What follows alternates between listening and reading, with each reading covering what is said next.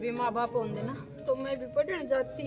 ये माँ क्यों छोड़ गई मैंने गेल क्यों न लेगी।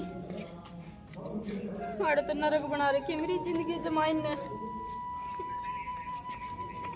दोस्तों यहाँ पर ये अनाथ लड़की बहुत परेशान होती है क्योंकि इसके असली मम्मी पापा नहीं होते हैं। यहाँ पर ये इसकी सौतेली बहन अपनी बड़ी बहन को बहुत परेशान करती है, सारा घर का काम इसी से करवाती है और तभी इसकी सौतेली माँ इसके पास आती है। वो भी बहुत गुस्सा करती है, उसको बहुत धमकाती है।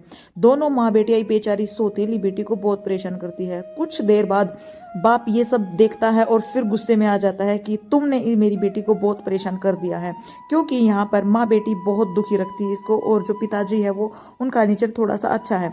तो वो बहुत समझाने के बाद बेटी और माँ को कुछ समझ नहीं आता। वो बार बार इसी पर इल्जाम लगाते हैं कि इसकी हमें शादी करनी है, बहुत खर्चा होता है। लेकिन जो पिताजी कहता है कि तुम सब आराम से रहो क्योंकि हम सब, हमारी बेटी है ये और इसका भी हक है इस घर में, अगर तुमने नहीं माना तो मैं सब कुछ इसी के नाम कर दूंगा। लेकिन वो जो बेटी है उस अनाथ लड़की को घर से निकालने की कोशिश करती है क्योंकि उनको उसको डर होता है कि कहीं मेरा पिताजी सारी जमीन इसके नाम ना कर दे। तो इसीलिए बाप उनको धमकाता है कि या तो तुम अच्छे से समझ जाओ वरना मैं तुम्हारे साथ जो करूंगा वो बहुत बुरा यहाँ पर पिताजी बहुत गुस्सा करता है और पिताजी के गुस्से से दोनों माँ बेटियां भी चुप हो जाती है क्योंकि पिताजी के सर के ऊपर से पानी निकल जाता है। लेकिन बेटी जो है वो बार बार फिर भी बीच में बोलती हुई अपने बाप को बहुत परेशान करती है। लेकिन पिताजी उनको बहुत बार बार धमकाता है कि या तो तुम मान जाओ या फिर तुम्हारे साथ मैं देख लो क्या करूंगा क्या नहीं, और तुम्हें ही इन घर से मैं निकाल दूंगा तुम दोनों को, या तो तुम चुप हो जाओ या मेरी बेटी को स्वीकार करो।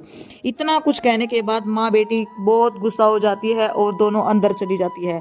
कुछ देर के बाद पिताजी अपनी सौतेली बेटी को कहता है कि बेटी तुम चिंता ना करो, जब तक मैं हूं तुम्हारा कोई कुछ नहीं बिगाड़ सकता, और ये जो माँ बेटी है इनकी मैं बिल्कुल भी नहीं चलने दूंगा। मैं तुम्हारे साथ हूं, तुम्हें कहीं जाने की जरूरत नहीं है और मैं तुम्हारी शादी बहुत अच्छे से करूंगा। अगर ज्यादा इन्हें कुछ बोला तो मैं सारी जमीन तुम्हारे नाम कर दूंगा। तो दोस्तों ये थी आज की मेरी स्टोरी, आपको कैसी लगी?